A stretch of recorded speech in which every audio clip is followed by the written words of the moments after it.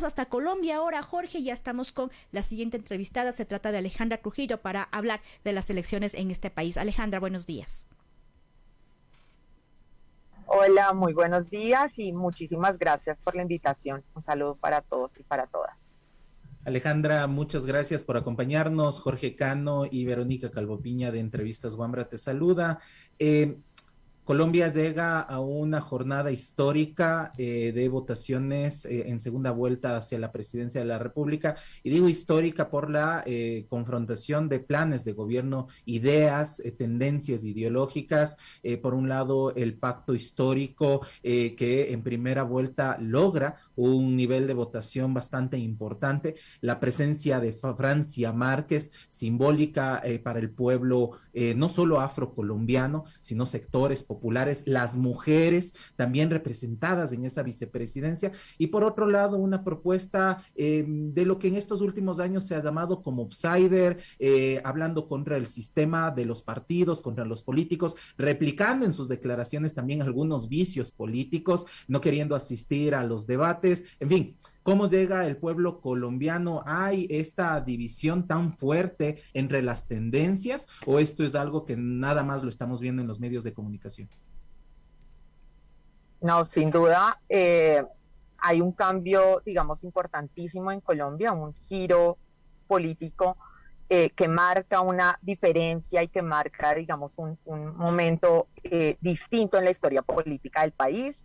Teníamos 20 años marcados por el uribismo, y eso pues está evidentemente cambiando. Teníamos además digamos, creo que el momento histórico se explica mucho más cuando uno entiende un poco el contexto colombiano, ¿no? Colombia es un país bastante conservador, un país que durante más de 50 años vivió un conflicto armado, y eso ha significado no solamente, digamos, un tema muy grave en términos de derechos humanos, de asesinatos, de desapariciones, de desplazamientos, sino también una fuerte estigmatización a la izquierda, por cuenta, digamos, de una izquierda armada que durante años pues luchó usando las armas por un cambio para el país.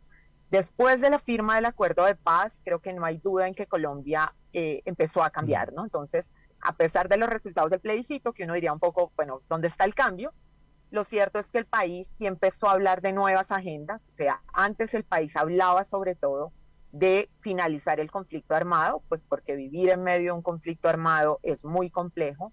Y luego empezamos a hablar de otras agendas, de la agenda ambiental, de la agenda feminista, de las agendas que tienen que ver con el territorio, con el agua, y luego pues venimos en un proceso de estallido social que también representa un cambio en el país. Normalmente en Colombia a las calles salían organizaciones como sindicatos, estudiantes, campesinos, pero en los últimos años hemos visto en la calle a la clase media, a los jóvenes en las grandes ciudades, digamos, con un reclamo fundamental por un cambio social y económico en el país. Y eso es lo que permite explicar la llegada del pacto histórico. Tú mencionabas hace un momento y tienes toda la razón, el pacto histórico llega a una segunda vuelta. En primera vuelta tiene 8,5 millones de votos, y si uno hace un comparativo, uno diría sin duda la votación de izquierda en Colombia viene creciendo. En segunda vuelta, hace 4 años, la votación fue inferior a la que hoy tuvieron en primera vuelta, y ya en segunda vuelta pues se había sumado, digamos, el centro, no eran solo votos hacia lo que en ese momento era Colombia Humana, y que hoy es el pacto histórico. Entonces yo creo que en términos de votos es innegable que hay, digamos, una muestra de que el país quiere un cambio, necesita un cambio, y que ese cambio tiene mucho que ver con los reclamos que había en el estallido social, ¿no? Con empleo, con educación, con una reforma tributaria justa, y digamos, hay otro elemento que sin duda para muchos fue sorprendente, aunque ya se veía un candidato en ascenso, y es el candidato Rodolfo Hernández, ¿no? Es un candidato que representa, que básicamente llegó con 2 frases de discurso, ¿no? Y eran, hay que acabar en la corrupción y voy a meter a los corruptos a la cárcel porque son unas ratas. Cuando tú intentas ver el fondo de muchas de sus propuestas, de lo que tiene en el programa, pues no encuentras el cómo hacerlo.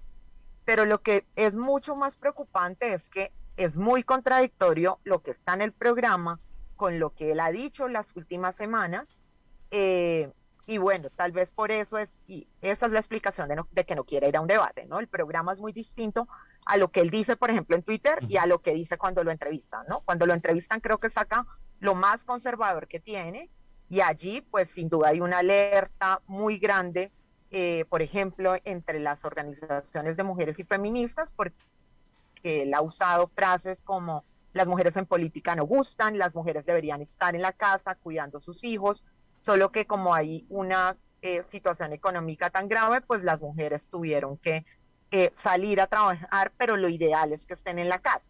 Eso es, digamos, por decirlo menos complejo que ha dicho frente a las mujeres, porque ha hecho referencias bastante despectivas a las mujeres y a las trabajadoras sexuales. Tiene una obsesión con las prostitutas que realmente a veces uno no se explica mucho, pero siempre hace referencia a las mujeres, digamos, desde una posición bastante conservadora, bastante retrógrada y, bueno, los últimos años en Colombia ha habido avances en los derechos de las mujeres y en los espacios que las mujeres hemos conquistado en el espacio político, así que allí hay una alerta fundamental y sin duda uno podría decir las próximas elecciones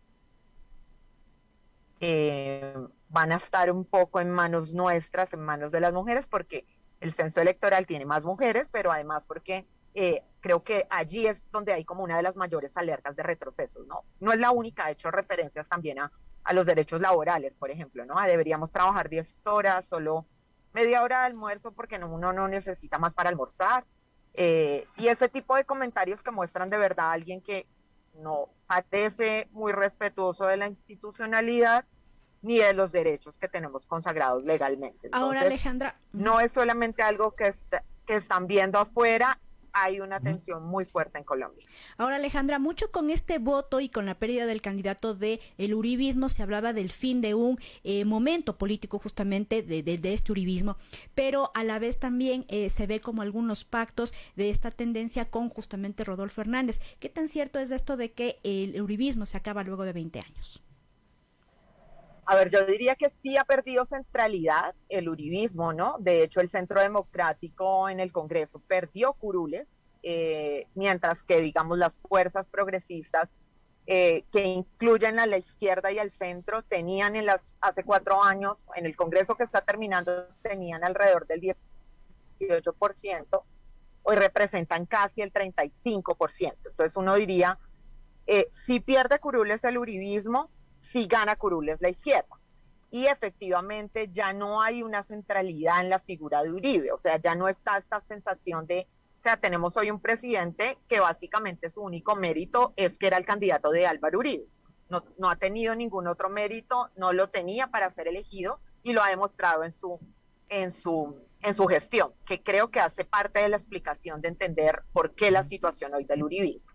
Sin embargo, digamos, no toda la derecha es uribista, o sea, Colombia tiene un espectro de derecha más allá del uribismo, y el uribismo en sí mismo se ha reubicado, ¿no? Entonces, a los 5 minutos de haber perdido con su candidato, ya estaban diciendo, vamos con Rodolfo Hernández. Creo que es, digamos, una práctica en Colombia. Los partidos políticos, como en muchos otros países, pues están en una crisis muy fuerte, digamos, ideológica, y entonces rápidamente, y por eso se reubican tan fácil hacia el candidato que hoy representa sus intereses, que es Rodolfo Hernández. Quiero especularte, te lo pregunto. Quizá el pacto histórico, Gustavo Petro, Francia Márquez, en primera vuelta no llegaron a un tope de votación. Esto se estaba especulando sobre un tope de votación de la centroizquierda, la socialdemocracia, los progresismos, y en tanto justo Rodolfo Hernández va sumando estas otras oposiciones para mantener un establishment de esta tradición más de la derecha colombiana. Bueno, digamos, esos son comentarios que se escuchan. Sin embargo, pues digamos, el centro, que no estuvo muy bien librado, o sea, no le fue muy bien en las elecciones, pero tiene casi 900.000 votos. Hay votos de ese centro que se van a mover hacia Gustavo Petro, porque es un centro que no va a elegir, digamos, lo que representa Rodolfo Hernández, que es pues un retroceso en ciertos derechos y en ciertas agendas que hay partes de ese centro que consideran fundamentales, ¿no? De hecho, pues hay ya líderes muy visibles de ese centro que se han ido con Gustavo Petro, recientemente la senadora Angélica Lozano, pero también senadores y representantes electos nuevos que han llegado con una muy buena votación, el caso de Ariel Ávila, de Katy Jubinao. Entonces uno diría, por ese lado hay por dónde crecer, pero adicionalmente hay todavía, digamos, un margen amplio en quienes en abstencionistas, hay un margen amplio, tampoco creo que sea tan automático que todos los votos de Federico Gutiérrez vayan a Rodolfo Hernández, porque ahí hay algunos votos que necesariamente no van a ir a él y se siente, ¿no? Se siente, y creo que se va a notar en las elecciones, un crecimiento del voto en blanco, como un rechazo, digamos, a Petro y a Rodolfo Hernández, ¿no?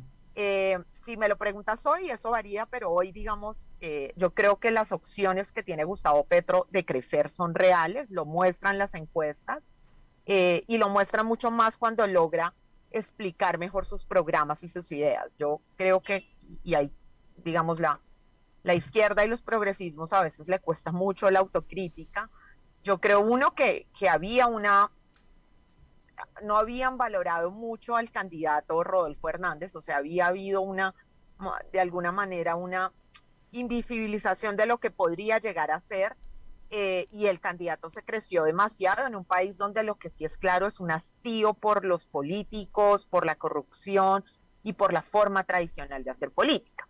Y un descuido de ciertas redes sociales que en cambio el otro candidato empieza a manejar bastante bien y a llegar a esos públicos.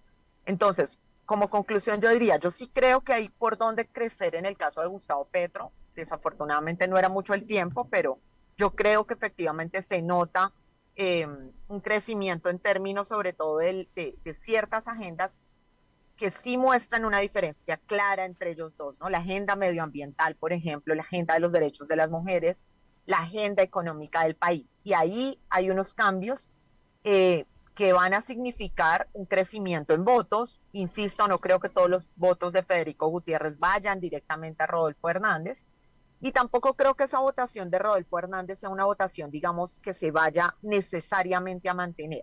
O sea, del otro lado, en la votación del pacto histórico, hay mucha votación militante.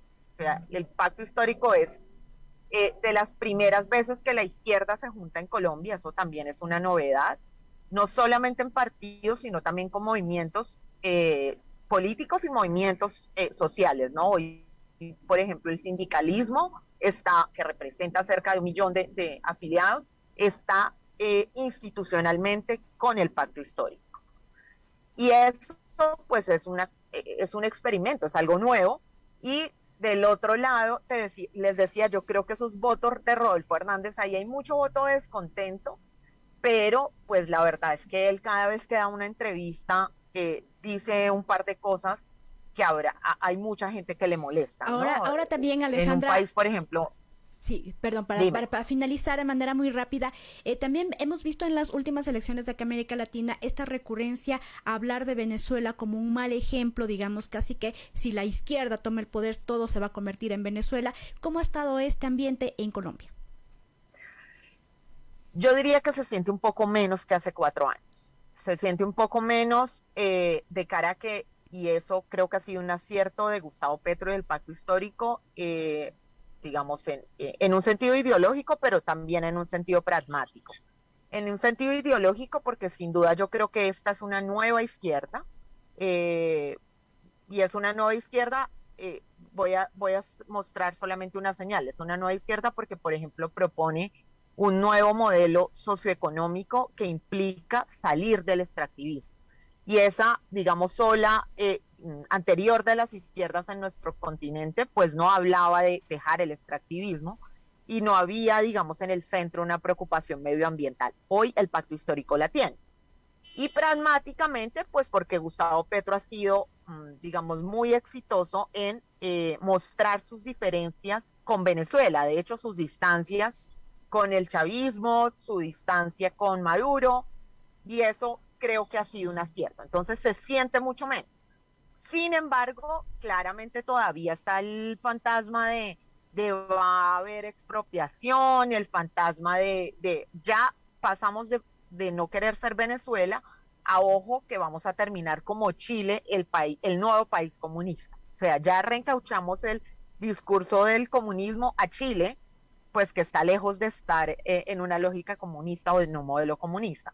Entonces yo diría eso ha perdido mucha fuerza, pero sin embargo, como ideas, o sea, no es tanto la referencia a Venezuela como la referencia a ciertas cosas, ¿no? A la expropiación, a esto va a significar pues una inseguridad en términos económicos y quizás no va a haber tanta inversión en el país, más a esos puntos que a una referencia específica en Venezuela. Eso creo que ha perdido fuerza.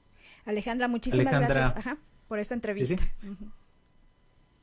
No, muchísimas gracias a ustedes, primero por la entrevista y luego por estar pendientes de Colombia y bueno, esperemos que el domingo podamos realmente estar hablando de un cambio histórico en el país. Ahí estaremos entonces pendientes de estos resultados electorales en Colombia. Desde acá, desde Wambra, vamos también a estar en una cobertura de lo que suceda en el país vecino, en Colombia, porque finalmente también hablar de Latinoamérica tiene que ver mucho con los cambios políticos que sucedan, sobre todo en los países vecinos. Entonces, ahí esa cobertura el día domingo.